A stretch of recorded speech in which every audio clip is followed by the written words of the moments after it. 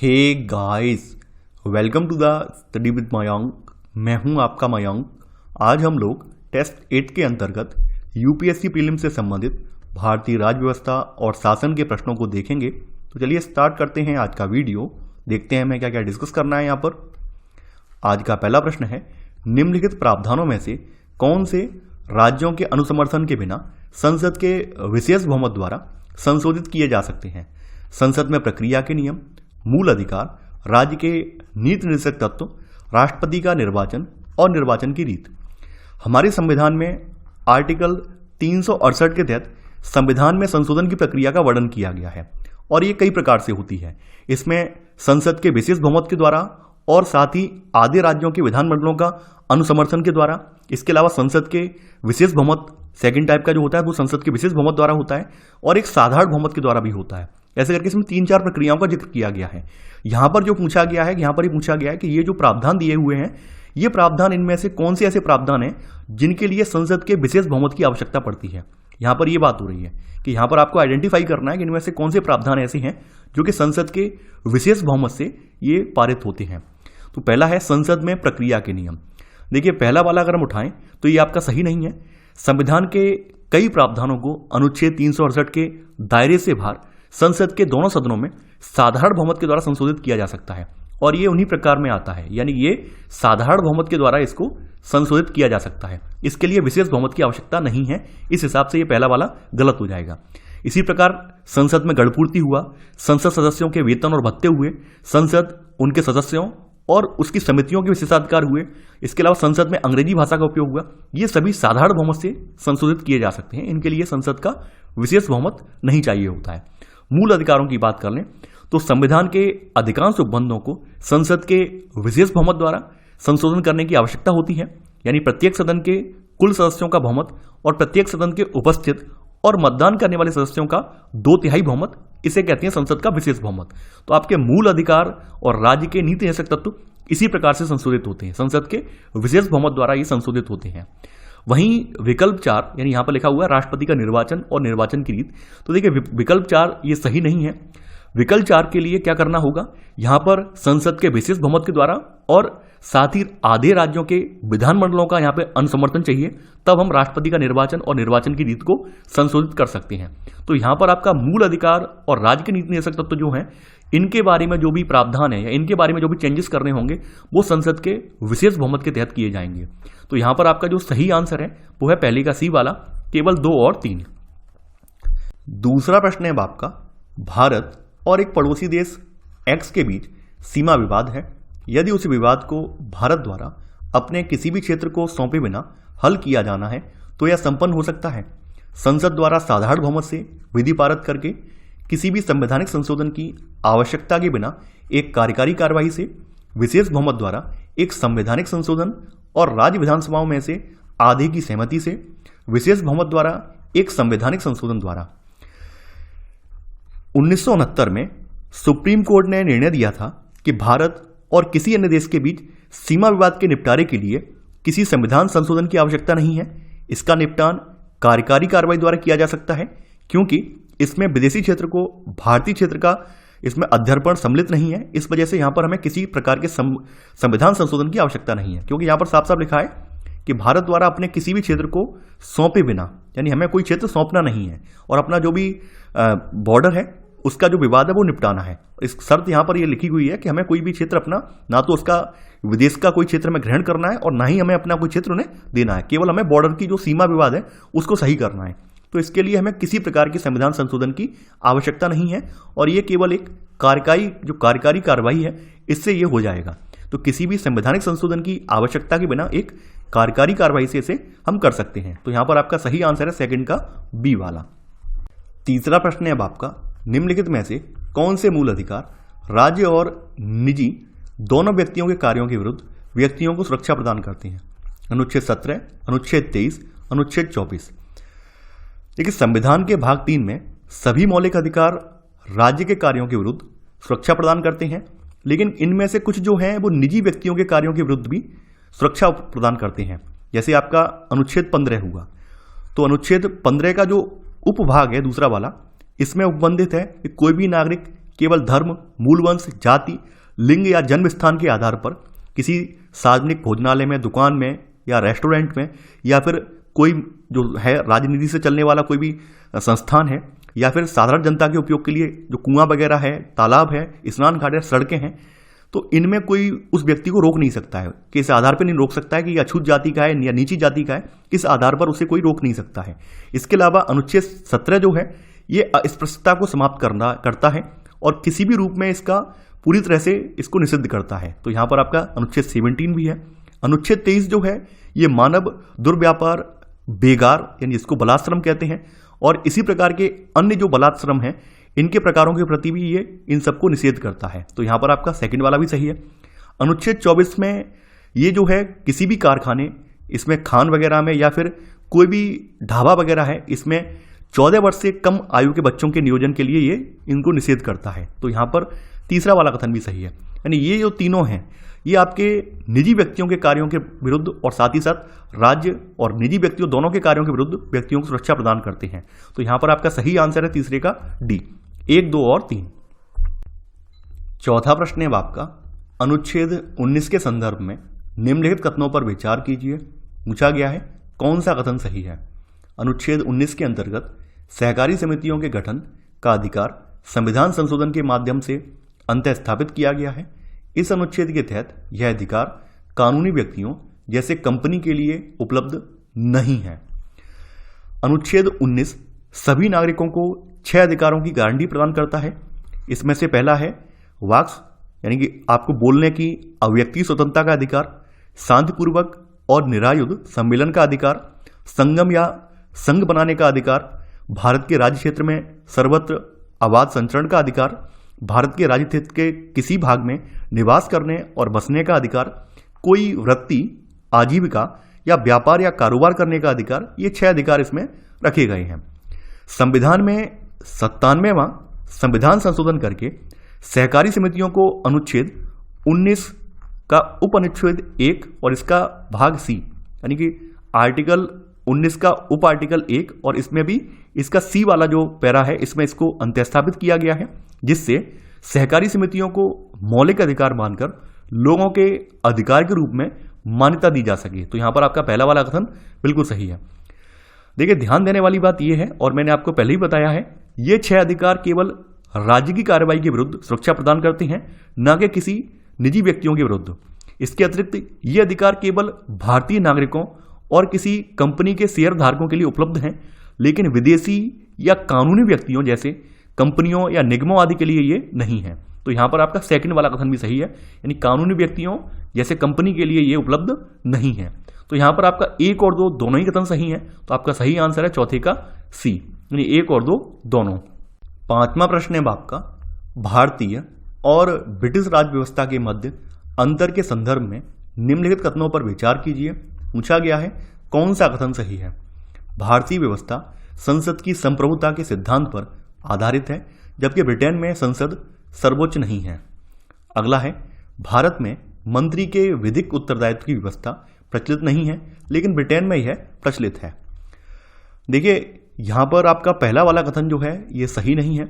British व्यवस्था संसद की संप्रभुता के सिद्धांत पर आधारित है, जबकि भारत में संसद सर्वोच्च नहीं है। यानी भारत में जो है संसद सर्वोच्च नहीं है, यानी ब्रिटेन में संसद सर्वोच्च है, जबकि भारत में जो है संसद सर्वोच्च नहीं है। भारत में संसद की शक्तियों पर एक लिखित संविधान, संघीय व्यवस्था, न्यायिक समीक्षा और मूल अधिकार आदि के माध्यम से अनेक प्रतिबंध आरोपित किए गए हैं। यानी हमारे यहाँ संसद की शक्तियां असीम नहीं है। ये बात सुप्रीम कोर्ट भी कई बार बोल चुका है। तो उस हिसाब से अगर देखा जाए तो आपका पहला वाला कथन गलत हो जाएगा, जबकि ब्रिटेन में संसद वहां की जो है वो सर्वोच्च है। सेकंड वाला कथन है ये आपका सही है। ब्रिटेन में मंत्रियों के पास विधिक उत्तरदायित्व होता है, जबकि भारत में कोई ऐसी व्यवस्था नहीं है। विधिक उत्तरदायित्व का मतलब क्या है? इसका मतलब यह है कि आप उनसे कानूनी रूप से जवाबदेह हैं। मान लीजिए अपने कोई व्यक्ति मंत्री बन जाने के उपरांत 5 साल के अपने कार्यकाल में कोई भी काम नहीं करता है, तो ब्रिटेन में तो ये व्यवस्था है कि आप उससे कानूनी रूप से उस पर कार्रवाई कर सकते हैं, जबकि भारत में ऐसा कोई प्रावधान नहीं है। तो ये बात यहाँ पर बताई गई है कि ब्रिटेन में मंत्रियों के पास विधिक उत्तरदायित्व होता है, उन्हें बताना पड़ेगा कानूनी रूप से, जबकि भारत में ऐसी कोई व्यवस्था नहीं है। ब्रिटेन के विपरीत भारत में मंत्रियों को राज्य के प्रमुख या राष्ट्रपति के किसी आधिकारिक कार्य पर प्रति हस्ताक्षर करना आवश्यक नहीं होता है। तो यहां पर आपका सेकंड वाला कथन केवल सही है। तो आंसर है आपका 5वें का बी, केवल सेकंड।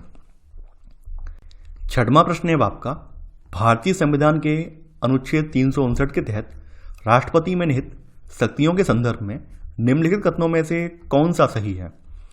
वह किसी भी राज्य के लिए अध्यादेश को प्रख्यापित कर सकता है। राष्ट्रपति को कुछ मौलिक अधिकारों के प्रवर्तन को निलंबित करने का अधिकार है। वह केवल देश के कुछ हिस्सों में राष्ट्रीय आपातकाल का विस्तार कर सकता है, पूरे देश में नहीं। देखिए, अनुच्छेद 359 राष्ट्रपति को किसी राज्य के लिए अध्यादेश प्रख्यापित करने का अधिकार प्रदान नहीं करता है। तो यहां पर आपका पहला वाला कथन गलत हो जाएगा। सेकंड वाला कथन है कि राष्ट्रपति को कुछ मौलिक अधिकारों के प्रवर्तन को निलंबित करने का अधिकार है। अनुच्छेद 359 राष्ट्रपति को राष्ट्रीय आपातकाल के दौरान मौलिक अधिकारों के प्रवर्तन के लिए किसी भी न्यायालय में वाद दायर करने के अधिकार को निलंबित करने के लिए अधिकृत करता है। इसका मतलब यह है कि अनुच्छेद 359 के तहत मौलिक अधिकार को निलंबित नहीं किया जाता, बल्कि केवल उसका प्रवर्तन निलंबित होता है। तो यहां पर आपका सेकंड वाला कथन बिल्कुल सही है। थर्ड वाला जो कथन है यह आपका सही नहीं है। अनुच्छेद 359 संपूर्ण देश या इसके किसी भाग तक विस्तारित हो सकता है।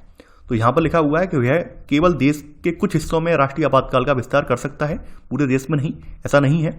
ये किसी देश के किसी एक भाग पर भी लगाया जा सकता है, या फिर ये पूरे देश पर भी ये इसका विस्तार किया जा सकता है। तो यहां पर आपका केवल सेकंड वाला कथन सही है। तो आंसर है आपका 6वें का बी, केवल सेकंड। 7वां प्रश्न है आपका, भारतीय संविधान के अनुच्छेद 29 और 30 के तहत प्रदत्त सांस्कृतिक और शैक्षिक अधिकारों के संदर्भ में निम्नलिखित कथनों पर विचार कीजिए। पूछा गया है कौन सा कथन सही है? अनुच्छेद 29 का दायरा सिर्फ अल्पसंख्यकों तक सीमित नहीं है, बल्कि इसमें बहुसंख्यक भी शामिल हैं। अल्पसंख्यक शब्द को संविधान में कहीं भी परिभाषित नहीं किया गया है। अनुच्छेद 29 अल्पसंख्यकों के हितों की सुरक्षा से संबंधित है और यह उपबंधित करता है कि भारत के राज्य क्षेत्र या उसके किसी भाग के निवासी नागरिकों के किसी अनुभाग को जिसकी अपनी विशेष भाषा, लिपि या संस्कृति है, उसे बनाए रखने का अधिकार होगा। इसके अतिरिक्त राज्य द्वारा पोषित या राज्य निधि से सहायता पाने वाली किसी शिक्षा संस्था में प्रवेश से किसी भी नागरिक को केवल धर्म, मूल वंश, जाति, भाषा या इनमें से किसी के आधार पर वंचित नहीं किया जाएगा। अब देखिए, यहां पर आप लोग ये सब जानते हैं कॉमन रूप से कि अनुच्छेद 29 और 30 केवल माइनॉरिटीज के लिए हैं, लेकिन आप लोग ये भी बात जानते हैं कि हमारे संविधान में कुछ ऐसे आर्टिकल्स हैं जिनके बारे में लोगों के अंदर अपनी अपनी धारणाएं बनी हुई हैं। तो कई बार क्या होता है कि अपने अपने लोग मत लगा लेते हैं कि इसका मतलब ये निकल रहा है, और मत जब स्पष्ट नहीं होते हैं तो विवाद क्रिएट होता है, और ऐसे विवादों का निस्तारण आपका सुप्रीम कोर्ट करता है। यानी सुप्रीम कोर्ट संविधान का अंतिम व्याख्याकार है। सुप्रीम कोर्ट ये बताता है इस आर्टिकल का सही सही अर्थ क्या है। तो यहां पर उच्चतम न्यायालय ने ये कहा है कि जो अनुच्छेद 29 है इसका जो दायरा है, यानी अनुच्छेद जो 29 है इसका दायरा केवल अल्पसंख्यकों तक सीमित नहीं है, जैसा कि माना जाता है, इसमें बहुसंख्यक भी शामिल हैं। ये बात सुप्रीम कोर्ट ने बोली है। तो यहां पर इस हिसाब से इसमें अनुच्छेद 29 में अल्पसंख्यक और बहुसंख्यक दोनों माने जाते हैं। तो यहां पर आपका पहला वाला कथन बिल्कुल सही है। अल्पसंख्यक शब्द जो है संविधान में कहीं भी परिभाषित नहीं किया गया है, ये सेकंड वाला भी सही है। अनुच्छेद जो 30 है, 30 के तहत संरक्षण केवल अल्पसंख्यकों तक ही सीमित है और नागरिकों के किसी अन्य अनुभाग के लिए उपलब्ध नहीं है। हालांकि अनुच्छेद 29 में अल्पसंख्यक और बहुसंख्यक दोनों शामिल किए गए हैं सुप्रीम कोर्ट के आदेश पर, जबकि अनुच्छेद 30 में केवल और केवल आपके माइनॉरिटीज ही आते हैं। तो यहां पर आपका 1 और 2 कथन दोनों ही सही है। तो आपका सही आंसर है 7वें का सी, 1 और 2 दोनों। 8वां प्रश्न है आपका, राष्ट्रीय पेंशन योजना के संदर्भ में निम्नलिखित कथनों पर विचार कीजिए। पूछा गया है कौन सा कथन यहां पर सही है। पहला है यहां पर, यह योजना स्वैच्छिक आधार पर सभी भारतीय नागरिकों के लिए उपलब्ध है। अनिवासी भारतीय भी इस योजना के लिए पात्र हैं। देखिए, राष्ट्रीय पेंशन योजना केंद्र सरकार की एक सामाजिक सुरक्षा पहल है। इससे पहले एनपीएस योजना में केवल केंद्र सरकार के कर्मचारियों को सम्मिलित किया जाता था। हालांकि वर्तमान में पीएफआरडीए, मैं लिख दे रहा हूं, पीएफआरडीए जो है इसने स्वैच्छिक आधार पर सभी भारतीय नागरिकों के लिए इसे उपलब्ध करा दिया है। तो यहां पर पहला वाला कथन बिल्कुल सही है। सेकंड वाला जो कथन है यहां पर लिखा गया है, जो अनिवासी भारतीय यानी नॉन रेजिडेंशियल इंडियन है, एनआरआई जिन्हें बोला जाता है, तो इस योजना के लिए पात्र हैं। देखिए एनआरआई एनपीएस खाता खोल सकते हैं। एनआरआई के द्वारा किए गए योगदान समय समय पर भारतीय रिजर्व बैंक और फेमा द्वारा निर्धारित नियामक आवश्यकताओं के अधीन होते हैं। हालांकि भारत के प्रवासी नागरिक जो ओवरसीज सिटीजन ऑफ इंडिया हैं या फिर पीआईओ हैं यानी भारतीय मूल के व्यक्ति हैं, तो ये जो कार्ड धारक हैं और जो हिंदू अविभाजित परिवार हैं, ये एनपीएस खाता खोलने के लिए पात्र नहीं माने गए हैं। तो यहाँ पर जो अनिवासी भारतीय हैं वो इस योजना के लिए पात्र हैं, जबकि यहाँ पर मैं क्लियर कर दे रहा हूँ, भारत के प्रवासी नागरिक, ओसीआई और पीआईओ कार्ड धारक या फिर हिंदू अविभाजित परिवार जो हैं, ये इसमें खाता नहीं खोल सकते हैं, जबकि अनिवासी भारतीय एनआरआई इसमें खाता खोल सकते हैं। तो यहाँ पर आपका सेकंड कथन भी सही है। यहाँ पर आपका 1 और 2 दोनों ही कथन सही हैं, तो आपका सही आंसर है 8 में का सी, 1 और 2 दोनों। 9वां प्रश्न है आपका, 42वें संवैधानिक संशोधन अधिनियम 1976 के द्वारा भारतीय संविधान की प्रस्तावना में निम्नलिखित में से कौन से शब्द अंत्य स्थापित किए गए थे? समाजवादी, पंथ निरपेक्ष, एकता, गरिमा। आपको कूट का प्रयोग करके सही उत्तर का चयन करना है। देखिए भारतीय संविधान की प्रस्तावना में संशोधन किया जा सकता है, जबकि प्रस्तावना में निहित संविधान की मूल विशेषताओं में कोई संशोधन नहीं किया जा सकता। प्रस्तावना में वर्ष 1976 में 42वें संविधान संशोधन अधिनियम के द्वारा केवल एक बार संशोधन किया गया था और इस संशोधन द्वारा प्रस्तावना में 3 शब्द जोड़े गए, जिनमें आपका समाजवादी था, पंथ निरपेक्ष था और अखंडता, नहीं एक शब्द और था अखंडता, ये भी इसमें शामिल किया गया। तो यहां पर आपका जो सही आंसर है वो है आपका 9 का सी, यानी केवल 1 और 2। 10वां प्रश्न है आपका, भारत में नागरिकता के संबंध में निम्नलिखित कथनों पर विचार कीजिए। पूछा गया है कौन सा कथन सही है? भारत में राष्ट्रपति पद के लिए केवल जन्म के द्वारा नागरिकता प्राप्त व्यक्ति ही पात्र है, न कि प्राकृतिक रूप से नागरिकता प्राप्त व्यक्ति। संसद और राज्य विधानमंडलों की सदस्यता के लिए चुनाव लड़ने हेतु भारतीय नागरिक होना अनिवार्य है। देखिए आपका पहला वाला कथन गलत हो जाएगा। भारत में जन्म से नागरिकता प्राप्त व्यक्ति के साथ साथ प्राकृतिक रूप से नागरिकता प्राप्त व्यक्ति दोनों ही राष्ट्रपति पद के लिए पात्र हैं। अगर यूएसए को यहां पर कंपेयर करें तो यूएसए में केवल जन्म से कोई व्यक्ति नागरिक यानी जन्म से कोई व्यक्ति राष्ट्रपति पद के लिए पात्र है, ना कि प्राकृतिक रूप से। प्राकृतिक रूप से अभिप्राय क्या है? मान लीजिए भारतीय नागरिकता लेने के जो नियम हैं उसके तहत कोई व्यक्ति भारतीय नागरिक बनता है तो वो प्राकृतिक मानी जाएगी। जैसे अगर उसके कोई पूर्वज अपने भारत के हैं या फिर किसी कारणवश उसके माता पिता ने नागरिकता छोड़ दी है और वो बच्चा 18 साल का हो चुका है, उसके आधार पर या फिर और भी जो प्रावधान नागरिकता में दिए गए हैं उनके आधार पर अगर वो भारत का नागरिक बनता है तो ऐसा व्यक्ति भी भारतीय राष्ट्रपति के उम्मीदवार के तौर पर जा सकता है। तो यहाँ पर आपका पहला वाला कथन गलत हो जाएगा, क्योंकि यहाँ पर लिखा हुआ है केवल जन्म के द्वारा। तो यहाँ पर केवल नहीं है बल्कि जन्म के द्वारा भी है और प्राकृतिक रूप से भी नागरिकता वाला व्यक्ति भी है। सेकंड वाला कथन आपका बिल्कुल सही है। सभी भारतीय नागरिकों को संसद और राज्य विधानमंडलों की सदस्यता के लिए चुनाव लड़ने का अधिकार है। अब देखिए यहाँ पर अगर मान लीजिए राज्यसभा का उम्मीदवार आप बन रहे हैं तो उसके लिए आयु आपकी 30 से ऊपर होनी चाहिए या 30 होनी चाहिए, इससे कम नहीं होनी चाहिए राज्यसभा के लिए। वहीं आपकी लोकसभा के लिए जो एज रखी गई है वो रखी गई है 25। आप 25 से ऊपर होने चाहिए, 25 से कम के नहीं होने चाहिए। यानी राज्यसभा के मामले में 30 से कम के नहीं होने चाहिए और लोकसभा के मामले में 25 से कम के नहीं होने चाहिए। वहीं राज्य विधानमंडलों के लिए यानी मान लीजिए आप स्टेट लेजिस्लेचर का आप उम्मीदवार बन रहे हैं तो उसके लिए आपकी उम्र 25 से ऊपर होनी चाहिए, 25 से कम बिल्कुल भी नहीं होनी चाहिए। तो यहाँ पर आपका सेकंड वाला कथन सही है, तो आंसर है आपका 10वें का बी, केवल सेकंड। 11वां प्रश्न है आपका, हमारे संविधान निर्माताओं ने निर्देशक तत्वों को गैर न्यायोचित बनाया है क्योंकि राज्य के पास अपर्याप्त वित्तीय संसाधन उपलब्ध थे, देश की विविधता और पिछड़ापन इनके क्रियान्वयन में बाधक होते, मूल अधिकारों को पहले से ही न्यायोचित बनाया गया है और निर्देशक तत्वों को न्यायोचित बनाना निरर्थक होता है। अब देखिए न्यायोचित का मतलब क्या है, आप लोग ये जानते होंगे, आपके जो फंडामेंटल राइट्स आपको मिले हुए हैं अगर उनका हनन होता है तो आप उनके लिए न्यायालय की शरण में जा सकते हैं। यानी अनुच्छेद 32 के तहत आप सुप्रीम कोर्ट में और अनुच्छेद 226 के तहत आप हाई कोर्ट की शरण में जा सकते हैं। जबकि आपके जो डीपीएसपी हैं, निर्देशक तत्व हैं, इनका अगर हनन होता है तो आप इसके लिए किसी भी कोर्ट में नहीं जा सकते हैं। ये बात आप जानते होंगे, यानी कि ये गैर न्यायोचित है। यद्यपि राज्य के नीति निषेधक तत्व गैर न्यायोचित हैं और संविधान के आर्टिकल 37 में ये बात स्पष्ट रूप से लिखी हुई है कि ये गैर न्यायोचित है। जिस समय संविधान बनकर तैयार हुआ था तो इन्हें गैर न्यायोचित क्यों रखा गया, उसके भी कुछ रीजन हैं। उस समय देश के पास इन्हें लागू करने के लिए पर्याप्त वित्तीय संसाधन उपलब्ध नहीं थे।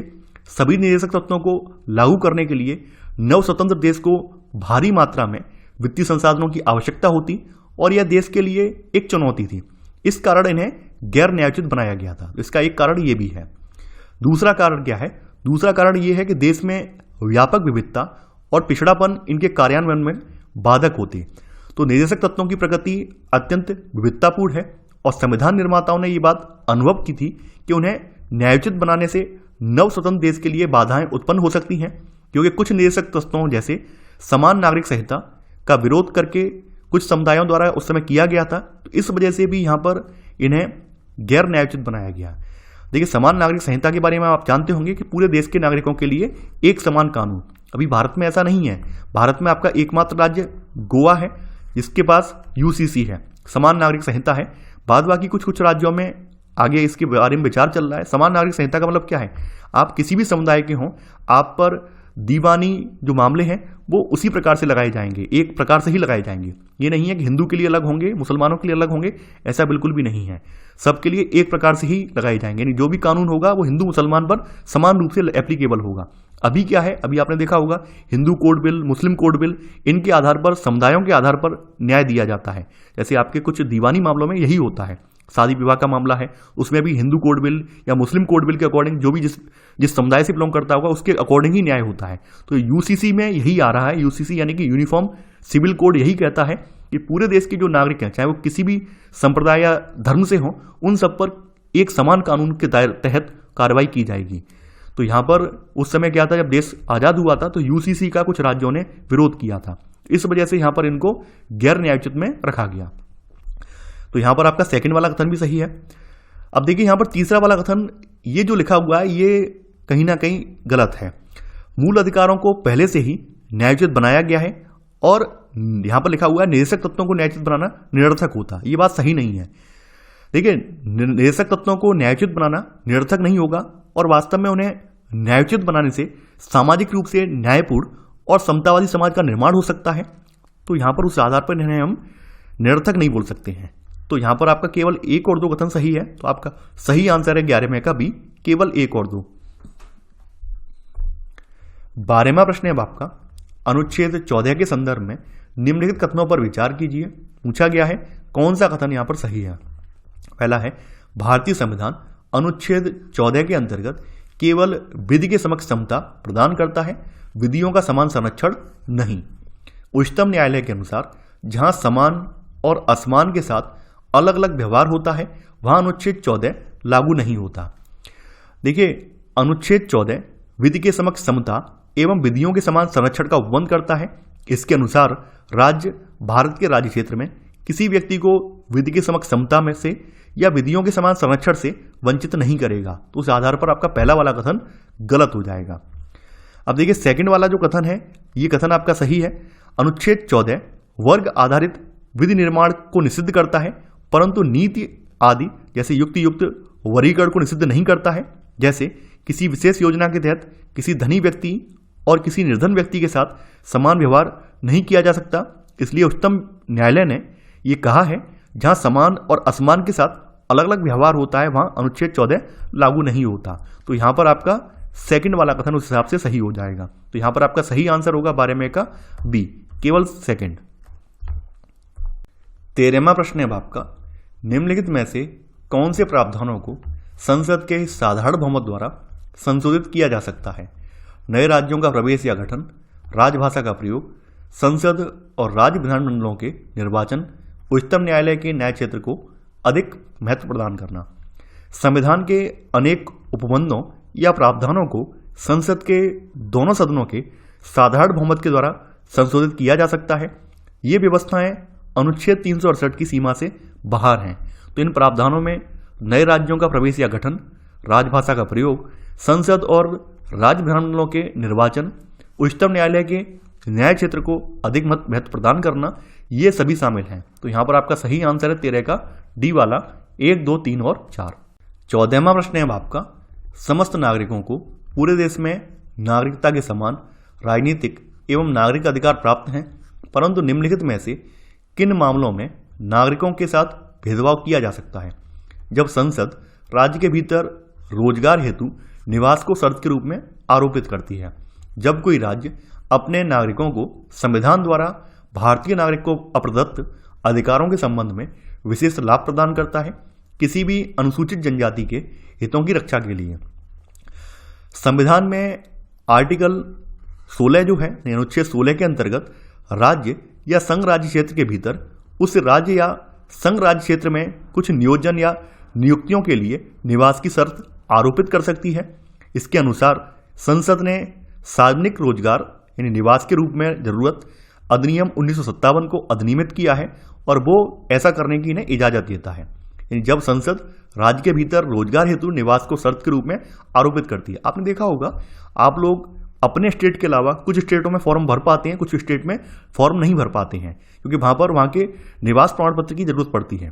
आपने ऐसा देखा है। इन कुछ स्टेट में क्या है, आप या तो जैसे मान लीजिए कोई व्यक्ति यूपी का व्यक्ति है और राजस्थान की कोई वैकेंसी निकल कर आई, यानी राजस्थान की कोई गवर्नमेंट की वैकेंसी आई है, तो उसमें आपने देखा होगा अदर स्टेट के लिए 5% का प्रावधान होता है, जबकि कुछ कुछ राज्यों में क्या है, ये 5% का प्रावधान भी नहीं होता है। तो ये कर सकते हैं और इसके लिए अधिनियम भी बना हुआ है।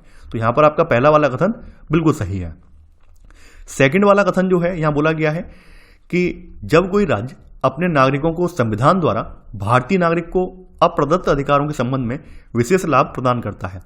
संविधान का अनुच्छेद 15 इसके अंतर्गत किसी भी नागरिक के विरुद्ध धर्म, मूल वंश, जाति, लिंग या जन्म स्थान के आधार पर विभेद का प्रतिषेध करता है, न कि निवास के आधार पर।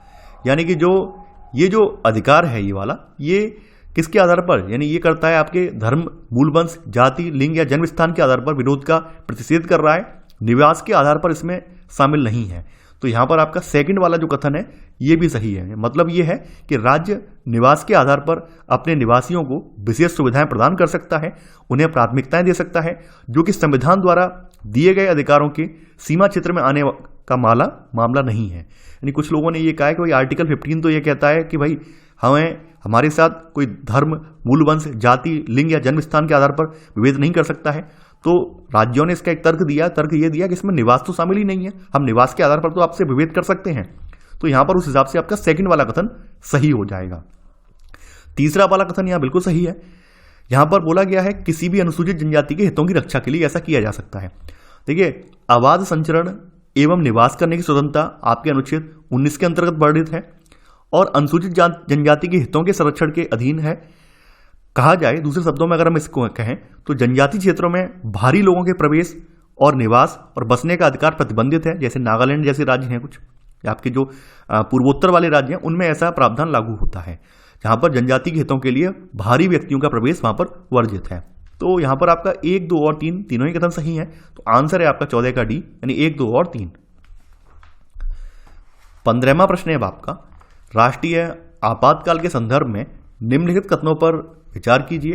पूछा गया है कौन सा कथन यहां पर सही है। पहला है, राष्ट्रीय आपातकाल की समाप्ति के लिए संसद की स्वीकृति आवश्यक है। राष्ट्रीय आपातकाल के संचालन के लिए अधिकतम समयावधि 3 वर्ष है। राष्ट्रपति द्वारा आपात की उद्घोषणा किसी भी समय एक दूसरी उद्घोषणा की समाप्ति से की जा सकती है और ऐसी उद्घोषणा को संसदीय अनुमोदन की आवश्यकता नहीं है। तो पहला वाला कथन गलत हो जाएगा। सेकंड वाला कथन है, यहां पर बोला गया है राष्ट्रीय आपातकाल के संचालन के लिए अधिकतम समयावधि 3 वर्ष है। यदि संसद के दोनों सदनों द्वारा इसका अनुमोदन हो गया हो तो आपातकाल 6 माह तक जारी रह सकता है और प्रत्येक 6 माह से संसद के अनुमोदन से इसे इनफाइनाइट टाइम के लिए अनंत काल तक बढ़ाया जा सकता है। तो यहां पर आपका 3 साल वाली समयावधि भी इसमें नहीं है। यहां पर आपका 1 और 2 दोनों ही कथन गलत हैं। तो आंसर है आपका डी, ना तो एक सही है और ना ही दूसरा। तो ये था हमारा आज का वीडियो। आई होप आपको आज का वीडियो पसंद आया होगा। आप लोग इस वीडियो को लाइक और शेयर करना बिल्कुल ना भूलें। तो चलिए आज के लिए बस इतना ही। Thanks for watching. जय हिंद।